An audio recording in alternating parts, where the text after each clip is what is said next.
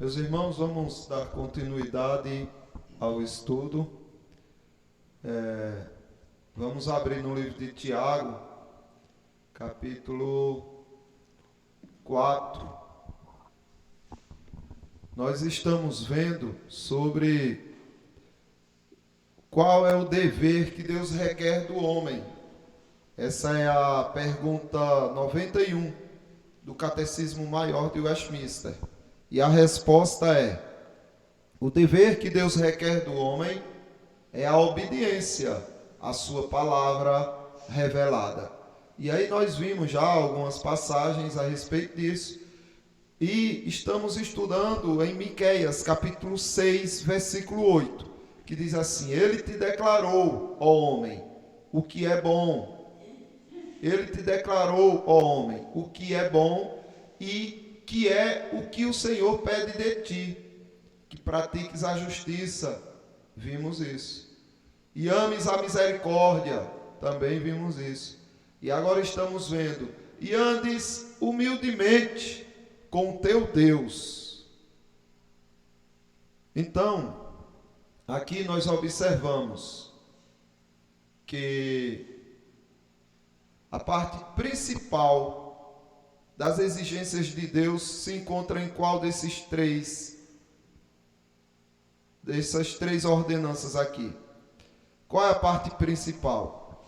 Praticar a justiça, amar a misericórdia e andar humildemente com o teu Deus. Qual dessas três é a fundamental, que sem ela as demais não se sustentam? Pode. Assim, na minha opinião, né, não sei se eu tiver certo, vocês nos corrijam, mas a gente deve andar humildemente com Deus, primeiramente.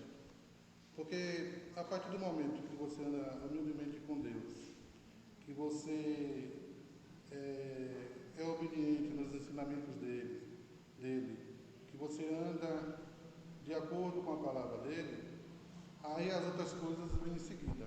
Né? Aí eu acho que a justiça e a misericórdia será uma consequência. Entendeu? Depois disso aí. Né? É a mesma coisa como tem aquele texto: busca primeiro o reino, depois as coisas serão lhe acrescentadas. Né? Então, mais ou menos uma base assim, eu acho, na minha opinião.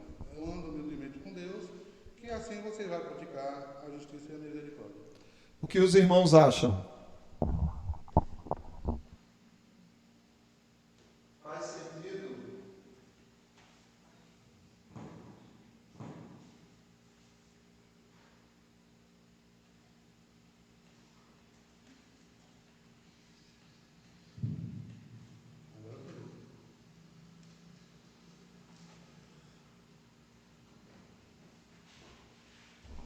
O que os irmãos acham? Faz sentido? Isso que Carlão falou aí? Alguém discorda? Porque observe, andar humildemente com Deus é justamente não confiar nas suas próprias forças, no seu próprio intelecto, na sua própria razão. Andar humildemente com Deus é fazer o que Jamile orou, né? A oração de Jamile: Senhor, que não confiemos, né, no nosso coração, mas que acima do nosso coração esteja a tua palavra.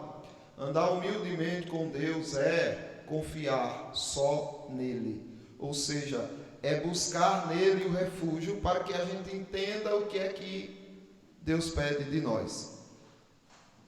Muitas pessoas andam praticando a justiça ou não. Existem juízes que são justos de fato e praticam justiça, pessoas justas que praticam justiça e são ateus ou não. Existe. Pessoas que são muito justas, não é? Deus de alguma maneira concede um entendimento a eles que faz com que eles tenham. Tem pessoas também que são misericordiosas, mas que nem na palavra de Deus acreditam, ou não? Sim. Vai falar, Carlão?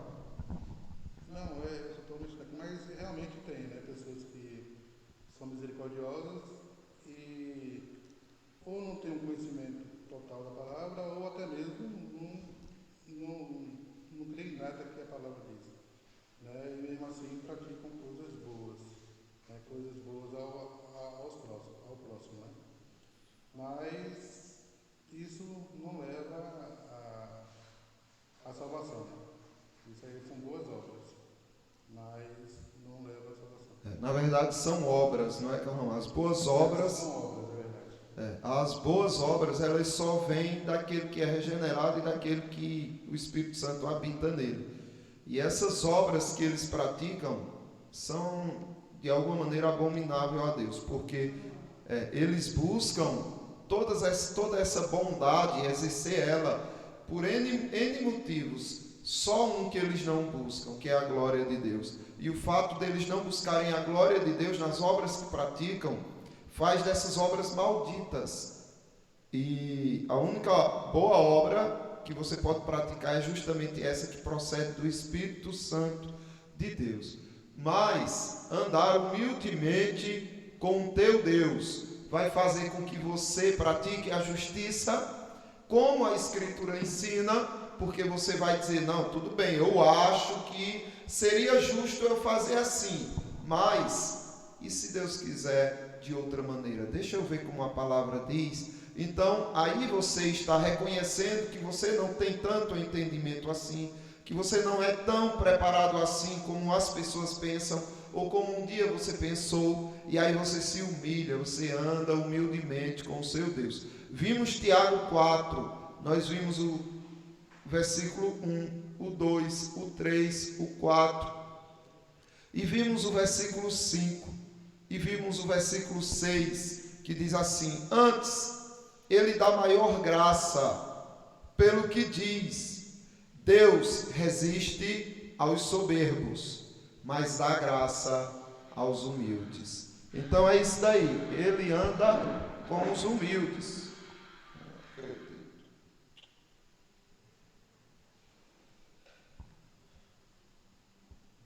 Ele concede a sua graça aos humildes.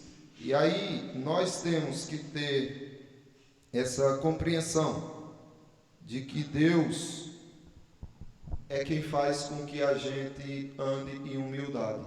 E na verdade, não tem como andar em humildade se não for com Ele. Porque os homens são hipócritas. Seja Deus verdadeiro e mentiroso todo homem. Ou você está com Deus para ser verdadeiro e ter a verdadeira humildade, ou você não está com Ele e você só transparece, né? Você só parece ser humilde, você só parece ser verdadeiro. E aí nós vamos estudar o restante do texto. O que é que diz aí? Olha, sempre que alguém for falar, por favor, peça o microfone para que a gente ouça, né, para quem está em casa também possa ouvir os comentários de vocês. O que é que diz o versículo 7 e 8? Espera aí, meu irmão. Só um momento. Chegai-vos, portanto, a Deus, mas resistite ao diabo, e ele fugirá de vós. O 7. Qual é o 8? Chegai-vos a Deus, e ele se chegará a vós. Outros purificai as mãos pecadores, e vós, pessoas de ânimo dobre, limpai o coração. Pronto, então observe. No versículo 6 nós vemos que Deus dá maior graça. Ele dá maior graça àqueles que pertencem a Ele. Pelo que diz, Ele resiste ao soberbo. Deus resiste ao soberbo. Então, Deus ele não tem nenhuma comunhão. Ele não anda com o soberbo. Ele deixa o soberbo só. Ele abandona, ele rejeita, ele resiste ao soberbo, mas dá graça aos humildes. Aí o versículo seguinte diz: sujeitai-vos. Ou seja, qual é o segredo para que a gente consiga andar humildemente diante do nosso Deus? O que precisa?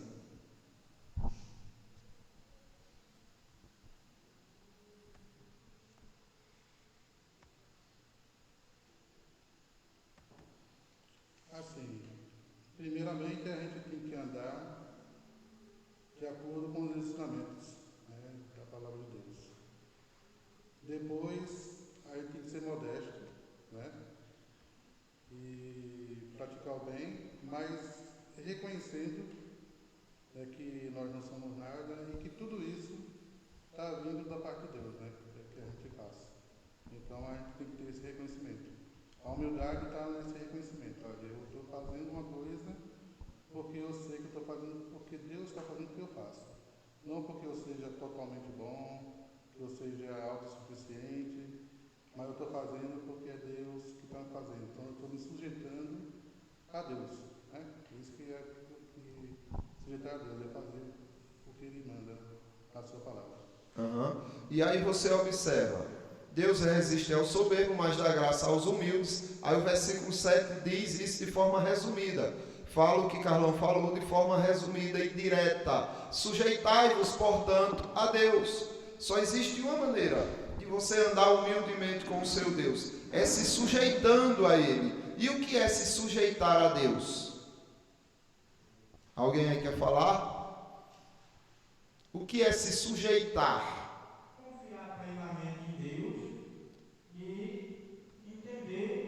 Que Ele é que está acima de todas as coisas. Ele chegará a vós, né? Purificar as mãos pecadores e vos pessoas de ânimo dobre, limpar o coração com todo amor, com toda delicadeza, fazer aquilo tudo com humildade, tudo eternamente, sabendo que tudo vem de Deus. É verdade. E também, sujeitar a Deus é você se render a Ele. É você aceitar o que Ele manda. É você atender às ordens dEle. Sujeitar-se a Deus é você ser submisso a Ele. Como foi na oração, né, que Jamil fez. Se o nosso coração quer uma coisa, Senhor, mas que não é de acordo contigo, então que seja como o Senhor quer e não como nós queremos. Sujeitar-se a Deus é fazer o que Jesus Cristo fez no Getsêmani. Pai, se possível, passa de mim esse cálice. Então Jesus Cristo tinha uma vontade, ele tinha um interesse, que era não passar pelo que ele iria passar, ou seja, receber pecados sobre si, receber a maldição do Pai sobre si, receber a rejeição do Pai sobre si. Ele olha e diz: Pai, se há outra forma, por favor, passe de mim esse cálice. Não deixe que eu passe por isso. Aí ele vai e coloca a vontade do Pai acima. Ele diz: contudo, não seja feito como eu quero, mas como tu queres. Isso é se sujeitar a Deus. Isso é andar humildemente com o seu Deus. Porque você quer uma coisa, você quer aquilo, você não quer perder, ou você quer conquistar, e você vai, corre, e Deus diz: pronto, eu não vou dar. Como é que a pessoa se sente? Ou a pessoa tem uma coisa de estimação: ai meu Deus, isso daí eu estimo tanto, Deus tirou de você. E aí, como você se sente? E como você se comporta? Pode falar.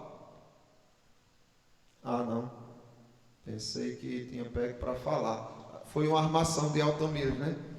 Armasse para ela, não foi Altamiro. Então, sujeitar-se a Deus é isso. Beleza. Sujeitar-se a Deus. É o certo, né? É bem explicado. Sujeitar-se a Deus, portanto, mas resistir ao diabo. Então, tudo que se faz fora da palavra de Deus, tudo que se faz do homem é diabo. Perfeito. Tudo é satânico, tudo. Se for favor, se for alguma coisa para querer aparecer diante dos homens, qualquer coisa, tudo é diabólico. Perfeito. É satânico. Porque já disse, o mundo jaz no maligno, ou seja, os homens estão mortos no diabo. Perfeito, Antônio. É isso daí. Pode falar, Carlos. Pronto, é verdade. Então, o que está no contexto aí? Que a gente pratica o amor, a justiça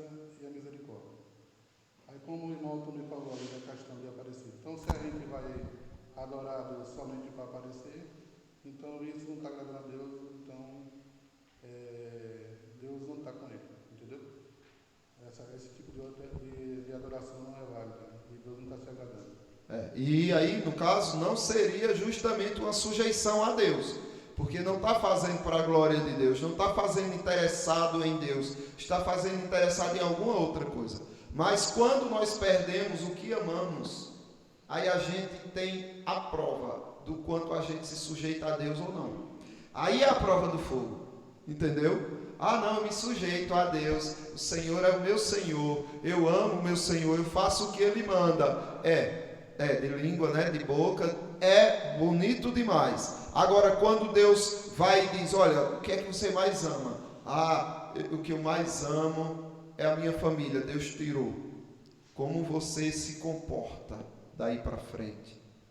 Aí é que vai mostrar o quanto você se sujeita ou não a Ele. O impacto é óbvio, porque você é carne, é natural, é ser humano. Você tem um impacto, mas depois vai clareando, você vai ponderando as coisas e vai percebendo que aquilo não foi uma vontade do acaso, aquilo não foi o poder do diabo, aquilo foi a vontade de Deus.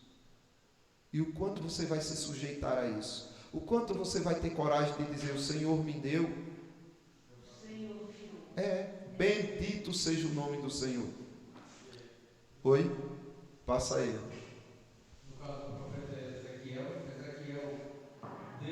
Deus disse a ele, o versículo, não sei se é o capítulo 18, lá no 18, eu vou tirar a menina dos teus olhos, o que tu mais ama, e tu a tua mulher dele foi pegar. E aí? Então, nessas horas que a gente vê o quanto a gente se sujeita ou não à vontade dele. Pode falar, irmã.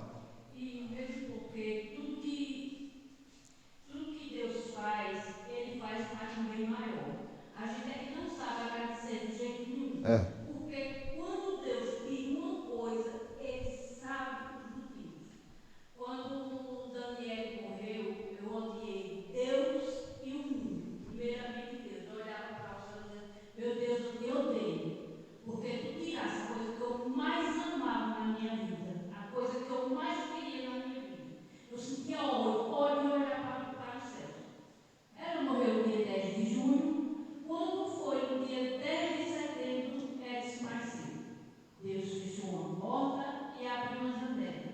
E Ele sabia da necessidade do meu filho. Deus sabia que se o meu filho não tivesse vindo para as mãos da gente, ele teria morrido, ele não teria sobrevivido de jeito nenhum. Então, Deus levou minha filha. Não é que Ele tirou uma vida para salvar outra. É porque Ele sabia os caminhos. E eu não sabia de nada. Então, é muito difícil dizer, Deus, tu me desse, tu tirasse. Seja feita a vossa vontade, não a minha. É difícil. Mas com o passar dos anos que a gente vai vendo as coisas, a gente vai percebendo o quanto é grandioso o nosso Deus. E como Ele planeja as coisas. É verdade, irmão. A dor é inexplicável. E só quem passa que sabe. Porém, não podemos negar que Ele tem planos, como a irmã bem colocou, que são totalmente desconhecidos e infinitamente perfeitos. E se Ele fez, é porque tem algo por trás, certo? E precisamos descansar nisso, e precisamos nos sujeitar a esse Deus, humildemente sujeitando-se a esse Deus. Veja, Jó, ele ficou muito aflito quando ele perdeu tudo. E ele reclamava muito do que não devia ter nascido, e era melhor ter sido um aborto para passar por tudo aquilo e tudo mais. No entanto, ele não blasfemou de Deus. Ele reconheceu o direito de Deus de tirar, não é, tudo que ele tinha e tudo que ele amava. Ele reconheceu o direito de Deus, mas ele não estava satisfeito. Aí entra uma questão mais delicada. Eu me sujeito, Deus, mas eu preferia de outro jeito, eu não estou satisfeito. É como se ele estivesse ali querendo que Deus explicasse a ele o porquê fazer uma situação daquela. Porque foi duro demais o que ele passou. E ele questionava, e Deus calado. Vai falar, Elton? No caso desse aí, e se não fosse o Jó? E quem tivesse no lugar do Jó? Ia ficar satisfeito? Eu queria saber, o ser humano. Ia ficar. Isso é uma pergunta que não é agora. Só Deus mesmo. Agora que tem uma coisa, Jó ficou satisfeito. Veja, quando Jó se submete por completo à vontade de Deus. Vamos analisar um pouquinho aí essa questão de Jó, tá? Não, no início não. No início ele queria uma resposta de Deus. Ele queria entender como é que Deus fez aquilo. Porque o próprio Deus testificou que ele era um homem reto, justo, íntegro, que se desvia do mal. Ele recebeu o testemunho do próprio Deus. Então Jó sabia que ali não era punição por pecados. Por mais que os amigos dele dissessem, olha, tu está pagando, tu fez isso, tu fez aquilo. Ele sabia que não. E Deus também sabia que não. No entanto, ele estava. Você vê todas as falas de Jó, ele lamentando. Ele tem esperança, né? Eu sei que meu Redentor vive e por fim se levantará, né? E restaurará esse corpo mortal. Ele tem a esperança. No entanto, ele reclama da vida dele, do porquê Deus não dá uma resposta. Como é que Deus faz aquilo? Mas ele sabe que Deus tem direito. É tanto que ele disse, olha, Deus tem direito de fazer o bem para a gente, e ele tem o direito de fazer o mal, mulher. Tu está falando como uma louca. Ele não pode fazer o mal não, porque não pode. Pode sim.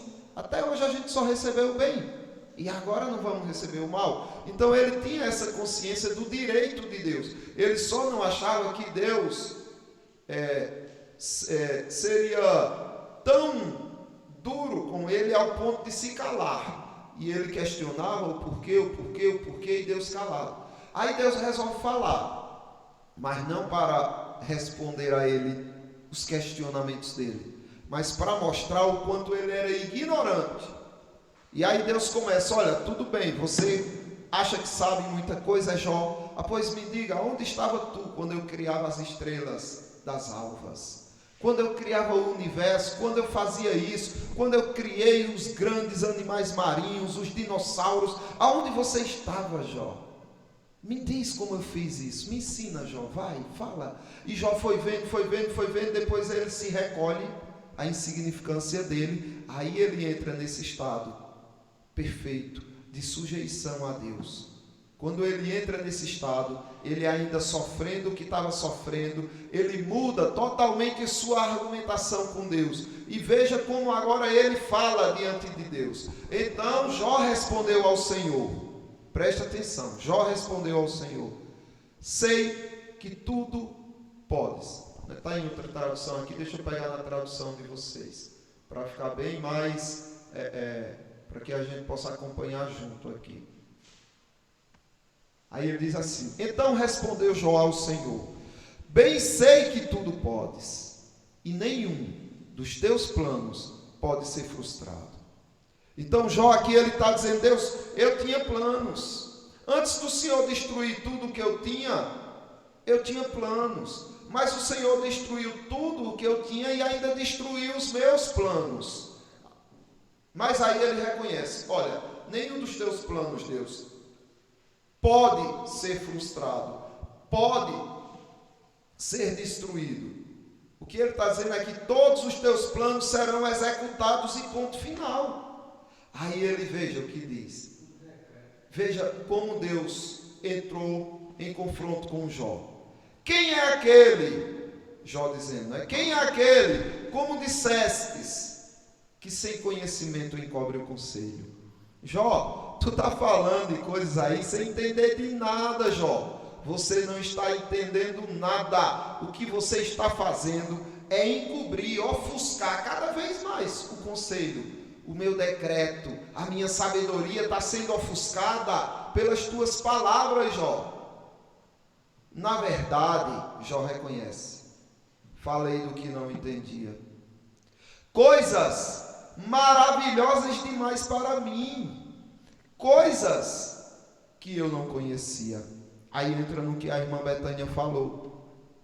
Ele tem planos que nós não conhecemos, e são planos melhores do que o que esperamos ou desejamos. Jó entendeu isso agora. Jó diz: olha, está vendo essa minha murmuração, não blasfêmia contra Deus, não murmuração contra Deus, mas murmurando contra a minha vida. Tudo que eu falei até aqui era coisa que eu não entendia. Na verdade, eu estava falando do que é maravilhoso demais para mim. É muito maravilhoso tudo isso que aconteceu. Eu não entendia. Então observe o que é andar humildemente diante do seu Deus. É você se sujeitar por completo a Ele. É você começar a ver as coisas ruins que te acontecem do ângulo de Deus, como que de fato sendo um plano de Deus específico para a sua vida.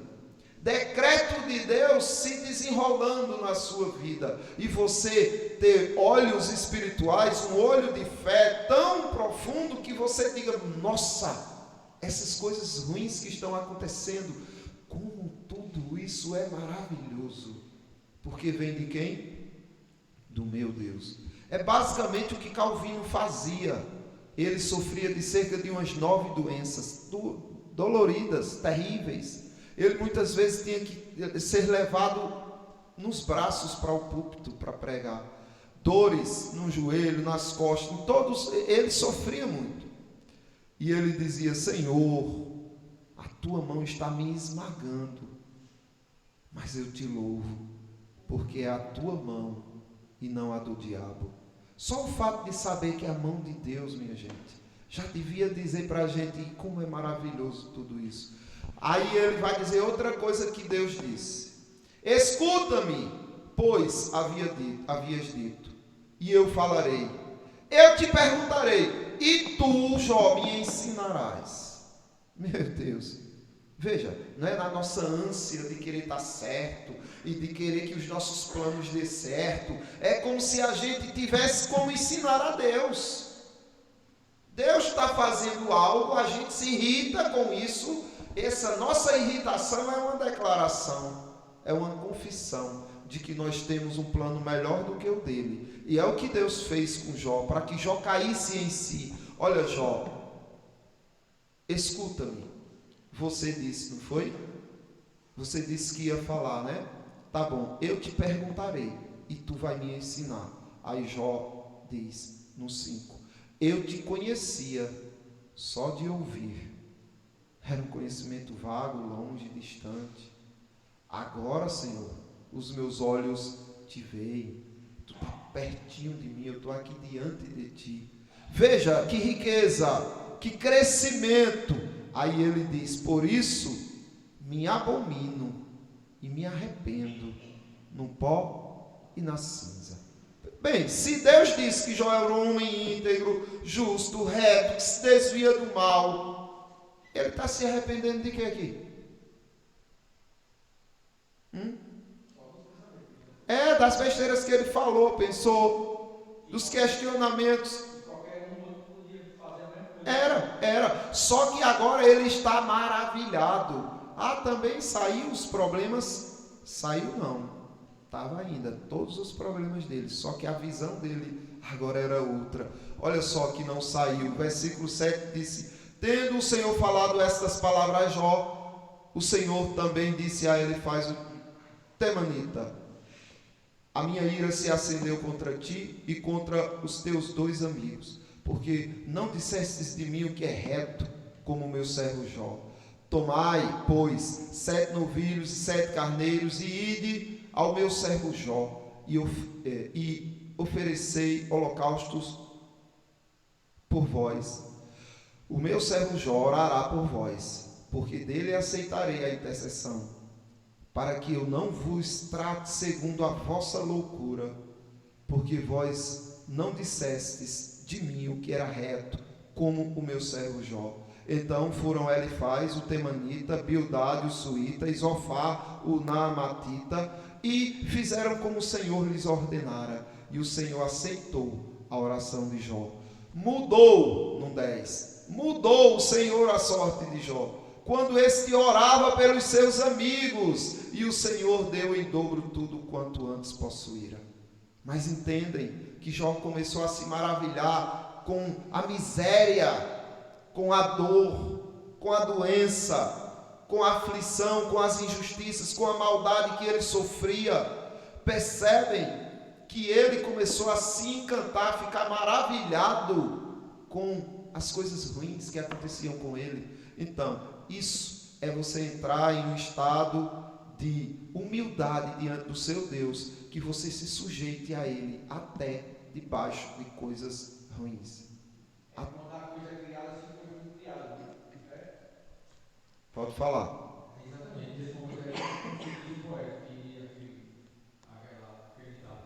É a coisa criada se encontrando com o seu Criador. Esse momento consta. É verdade. Jó, a criatura, e Deus o Criador. É verdade. Quem nos celebrará? Amém, é verdade. Então, meus irmãos, vai falar aí, Carlão. Eu só falar o seguinte, que Jó, apesar de tudo que ele passou, ele reconhecia a soberania de Deus, né? Porque toda hora ele falava, Deus está fazendo isso comigo, Deus está fazendo isso comigo. Até a mulher dele mandou ele, né, não reconhecer mais Deus, né? Então, ele sempre falava isso. Por quê? Porque Deus realmente é soberano e os decretos de Deus não são frustrados, né? Porque quem estava fazendo aquilo com ele ali, assim, diretamente assim, na prática ali, quem estava fazendo aquilo com o Jó, era quem? Era Satanás, né? Satanás ia lá, feria ele, Satanás ia lá, tirava alguma coisa dele, Satanás matava alguém, um parente dele. Era tudo Satanás que estava fazendo aquilo. Só que, para Satanás fazer aquilo, ele ia aonde? Pedir permissão a Deus para fazer. E ele só fazia depois que Deus dizia, vá lá e faça. Só não tire a vida dele. Então, quer dizer, tudo que o Satanás estava fazendo, era Deus que estava mandando. Então, estava dentro do controle de Deus. Entendeu? Nada estava fora do controle de Deus. Jó tinha reconhecimento da soberania, só que ele não tinha entendimento. O entendimento eu acho que deveria ser o quê? Oh Deus, eu sou justo, pratico a tua palavra, faço tudo que tu mandas, por que está acontecendo isso comigo? Eu acho que era esse o questionamento dele. Por quê? Por falta de entendimento, né? Nesse sentido aí. Aí, depois, quando teve esse diálogo entre ele e o Criador, como o Otto me falou, aí sim, aí ele veio realmente entender. Chegar até a abominar ele mesmo, né? Entendeu?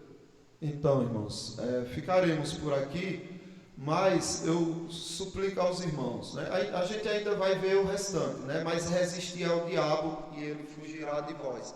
Ela vai querer fazer